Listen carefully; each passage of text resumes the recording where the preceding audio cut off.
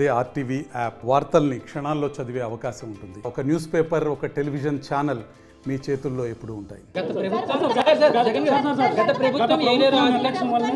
గత ప్రభుత్వం నిర్లక్ష్యం వల్ల ఏలేరు ఆధునీకరణ చేశారు. రీటెండరింగ్ పేరుతో నిధులు ప్రకటించినప్పటికీ ఎక్కడ కూడా నిధులు ఇవ్వలేదని ఆరోపిస్తున్నారు. పేరేం పేరు అదే ప్రకాష్ నేను చెప్పేది. కనీసం మా హయాంలో 2000 వాళ్ళు Chandrababu Naidu already revise estimate చేసినాడు స్వామి 295 కోట్ల రూపాయలకు. అది ఉంది, జరుగుతూ ఉంది.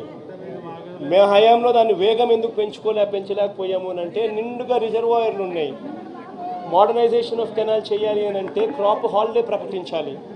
నిండు కుండల రిజర్వాయర్ ఉన్నప్పుడు ఎందుకులే హాలిడే ప్రకటించడం ఎందుకు? 14,000 క్యూసెక్స్ ఫ్లో అయ్యే కెనాల్లో కనీసం 10,000 పోతూ ఉన్నాయి కదా. పెద్ద నష్టం ఏం లేదులే, రెగ్యులేట్ చేసుకుంటూ పోతూ ఉంటే పెద్ద నష్టం ఉండదు.